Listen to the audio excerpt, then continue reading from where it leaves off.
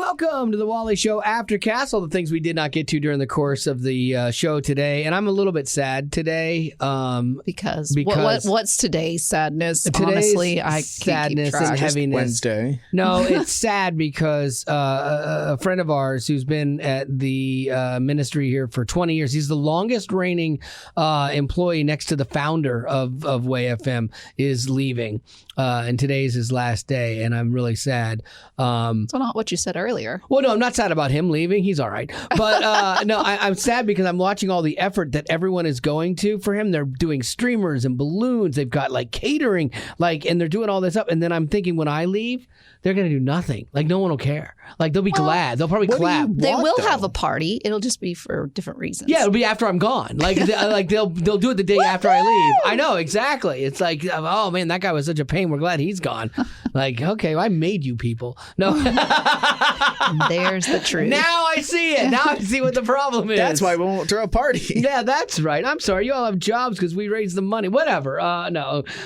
So yeah, he is a good guy though, and he definitely will be missed. He's the guy that keeps Betty Rock's passwords. We've talked about Steve on the show before. Gosh. And now, are you prepared though? Yes, I did find another password the other day that I was like, oh, I need to get that in order before he goes because it's an important one. Have you tried any of the apps for doing that? People have been telling me about the apps. Honestly though, the part that worries me is that I won't remember the password to for the app. I know. So I am thinking I should just have a list that I keep with me, and it has. I thought you were going to bring a little notebook in and write these things down. I know I said that, but then I think it was Wally that pointed out like you should just keep a digital one, and then it could transfer back and forth. So keep it on your phone. So that's what I'm doing, and keep it on your computer. But you have to take my word for it, and then you're good. I have one password in my phone that like a lot of mine are unlock it with your face, but then which is so convenient. Oh, it's great, but they Unless have you're mauled by a bear, right? Yes, and then your phone won't recognize you. And then that made me laugh. And so, but then they have the default password if for some reason it's not recognizing Punch you. your digits in. And then those are a couple of those. I don't know what the default password is. Yeah. And so then I'm like, oh man, if I ever then I'm going to be hosed if my face can't unlock it. I think a lot of people will be hosed with him leaving because he does a lot around here. Oh, for sure. Sure. Tomorrow will be an interesting day because he's one of the key. Oh, this thing technologically is not working. And he can fix it. And if he can't fix it, nobody can. Yeah, then it's a true problem. But if it's a thing that Steve has just held on to for the last 20 years, then we got to wake Phil up. Yeah, he never trained anybody, and that's smart. That's how you don't get replaced. You don't tell anybody what you're doing. So he's a genius, that guy. All right, so speaking of people and leaving and then maybe going back, Adnan Syed, remember the guy who they did the whole serial podcast about? That really was the podcast that became the standard by which all podcasts tried to be. The true crime podcast. It was so good and so well done. Well, remember how he was convicted and he spent, 23 years in prison for allegedly murdering his girlfriend when he was 17 years old. He's 41 now. And recently, last year sometime, he had his conviction overturned. Yeah. And so he just recently. Yeah, he was a free man. Here you go, Adnan, you're out. There you go. Well, it turns out that the Maryland Court of Appeals on Tuesday reinstated his murder conviction. What? And that just makes me how think, do you do that? That's yo-yoing a person. Right. And also, too, I just got done listening to that whole podcast. Now, really? Right. I mean, I know. For the first time? Yeah, I know. Whoa. It was just so much detail and I couldn't follow it, but I finally decided I was going to hunker down and do it. Now, that is not me saying you should listen to it yourself because there are some choice words that are used in there. But I wanted to know the story. And there's a lot, though, that there's this Jay guy that was his friend. To me, he seems like the most suspicious. Absolutely. But if they are taking him they're taking, what's his name? Adnan. If they're taking him back to jail, they must have something on him that they can't explain. Well, what they said is that when the conviction was overturned, that was it Ming Lee? Like her mom was like on vacation. Heyman, that's her name. Her mom was on vacation and like wasn't able to be at this hearing, which she should have been able to be at, I guess. And so they said that they kind of were forcing it through, and that violated her rights as a victim.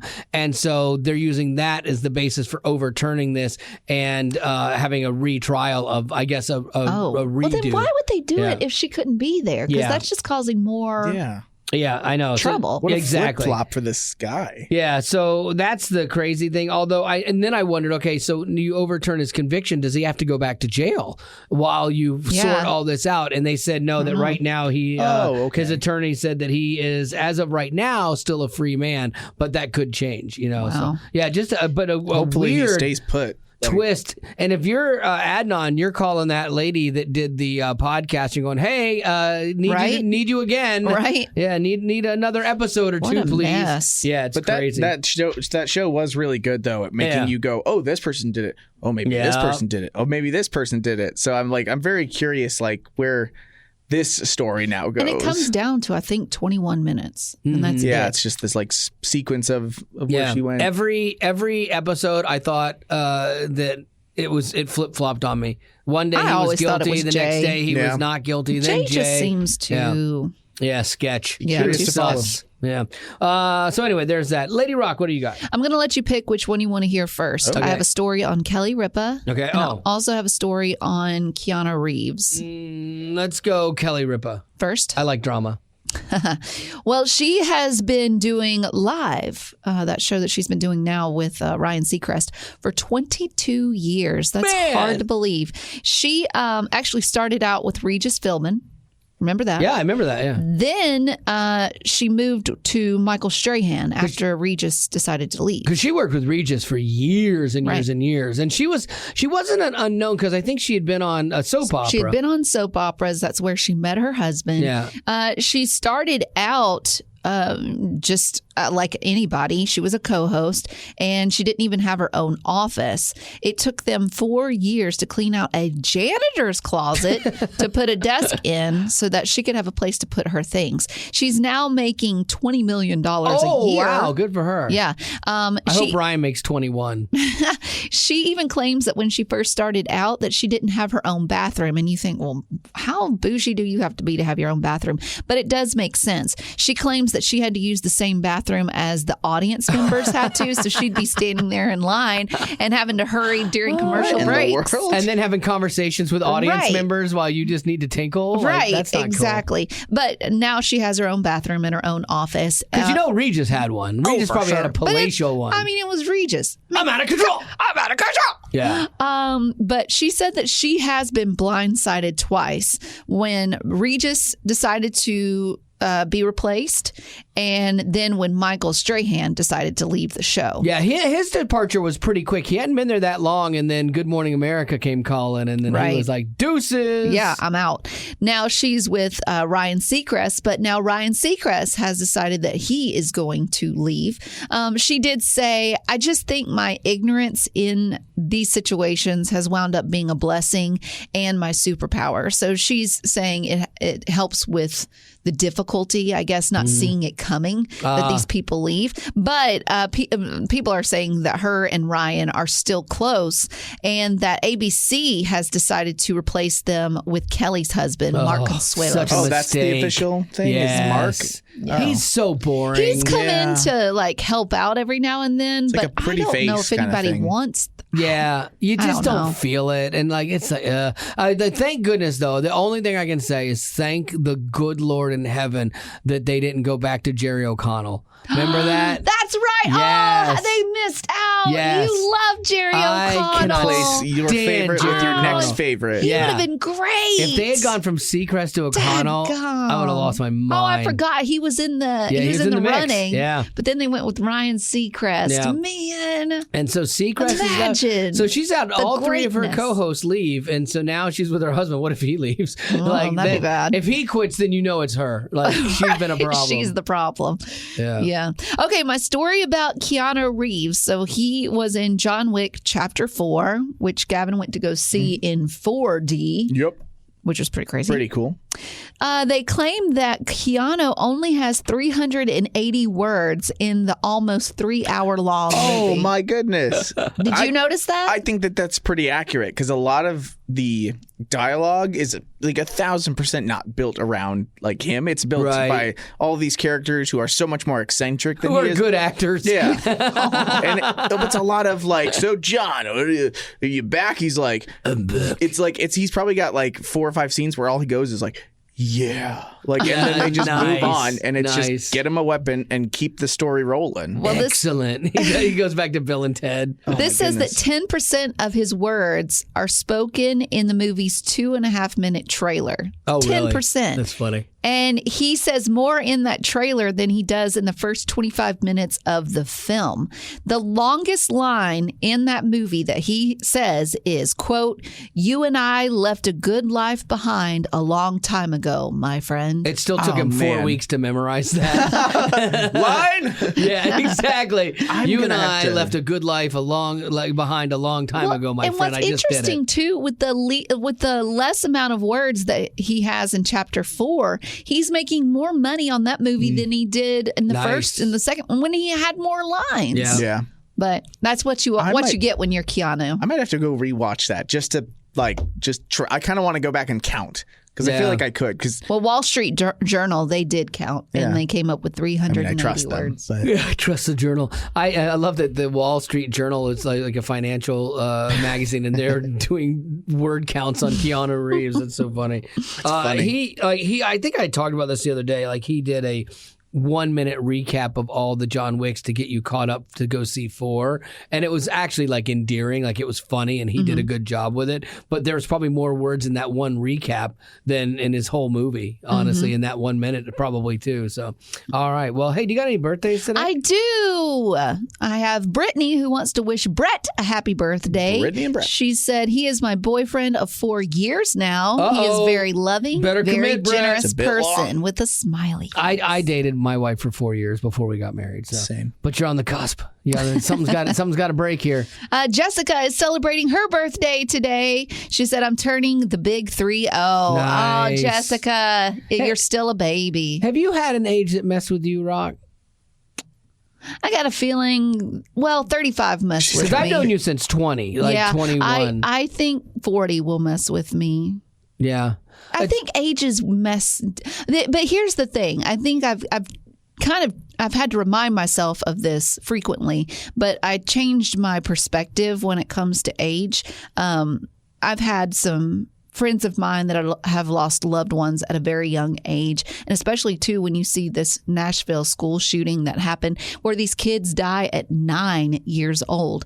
I have changed my perspective in that whatever age I'm turning, I need to be thankful for it because there are people that would love to be in my shoes, who would love to know that they have made it that far. No, it's good. And so that's really helped me. That's good. I mean, like, ages. Speaking of age, though, like, because yesterday, on Monday, the woman who, did what she did was 28 years old. Right. And, like, Haley's turning 28 this year. And, like, yesterday, like, Haley was in just such a weird whack. And I was like, man, like, I feel that, like, it was sad. Like, it was heartbreaking. But it was, like, hitting her so hard. And she's like, I just don't know, what went wrong in her life to get her to that point. And I'm over here the same age doing just as well. Like, she felt so, like, not guilty, but she felt so weird to see someone like of our peer. Yeah, exactly. Like someone that. who was born the same year as you and then making such a drastic life decision. I'm always happy, like, when my peers eat something that's not applesauce. So that's good. Like, Jell-O. gives me hope. Yeah, it gives me hope. For the Still got all future. my Cottage teeth. cheese or prune juice. Yeah, exactly. I think 50 messed with me, and it messed with me for about it did because a year. Yeah, because you did some really risky things. Like that time you brought your bike in and you were like, downstairs. I'm going to ride down still the love stairs. that. Yeah. And Zach's daughter Anna was like, that's a bad idea. Yeah, you I'm still doing bad decisions. you have like a death wish or something. Yeah, you're in full, like, I think you're in that, like, 5-year span of midlife crisis right now. And it's not crisis. Crisis might not be the right word, but it's midlife.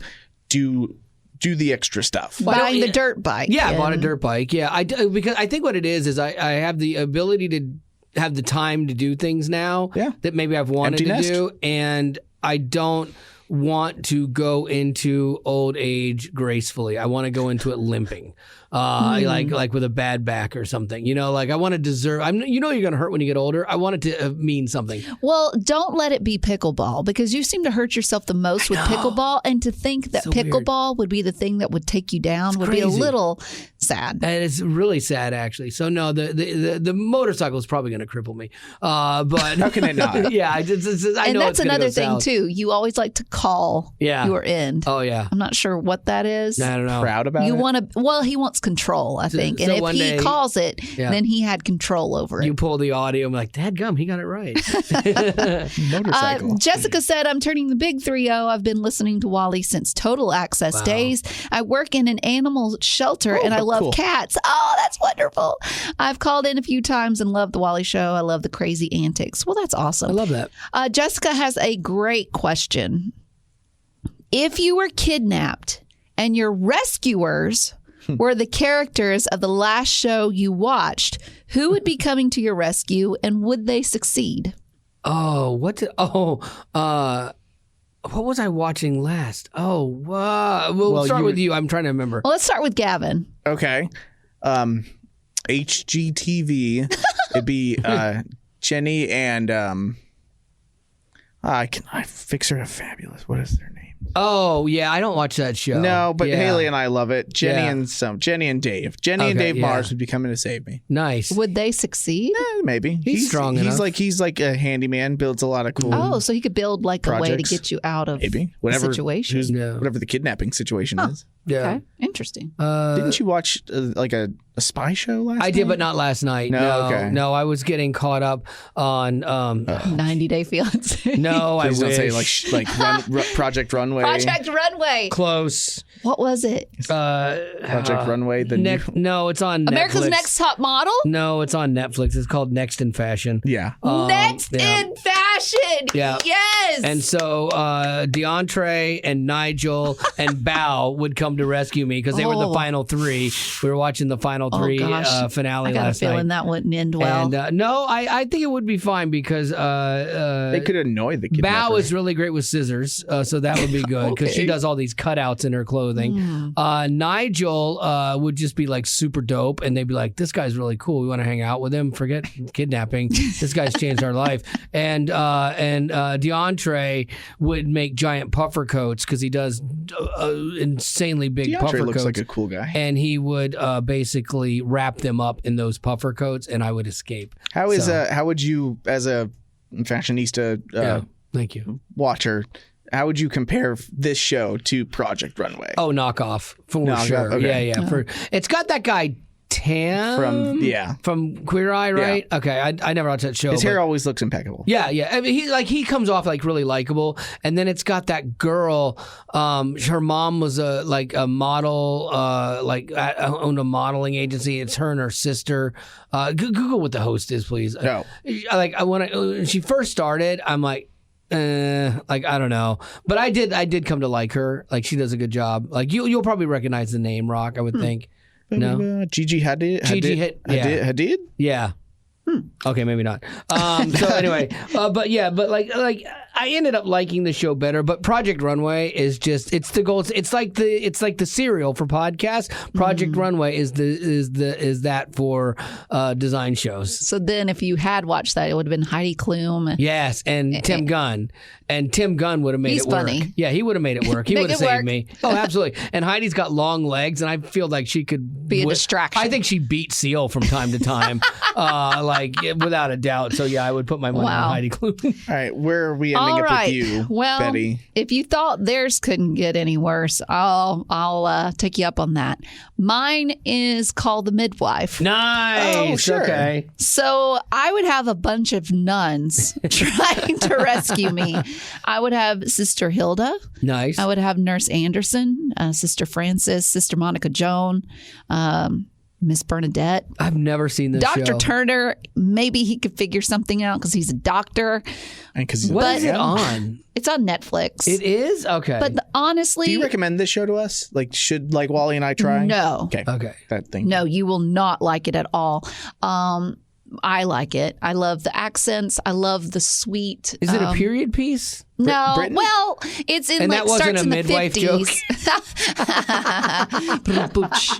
It starts in the 50s, and I think it goes to the 70s. I don't know. We're on the second to last season, and there has just been so many heartfelt stories, and it's been really good. It's all about like friendship and love. Really? And It has such a weird title. I know, but it's all about these like British midwives that are coming to help the poor women in their area and deliver their babies. And it's just so sweet and so kind. So and it's so 50s good. and it's in England? Basically? Yeah. Okay. We're in the 60s now. 60s but, in England. anyways, all that to say, maybe they could like guilt my kidnappers into giving me back, because I mean, you've got a nun that's trying to speak to you about grace and mercy. You wouldn't need it. Like they would give you back. I feel very confident. Have you seen those videos where people are like, if I was kidnapped, you'd be in the back seat and you'd be like, so why did you pick me? Yeah, exactly. I've seen that. It's very funny on Can TikTok. we turn the air on? Yeah, see, they would 100% turn around and bring you back to me. They would pay me the ransom, and they'd be like, dude, I do not know how. I do not know how you do this. I'm the problem? Yes. Okay, sure. All right. Well, I think that's going to do it for your Aftercast today. And as always, thanks for being a potty.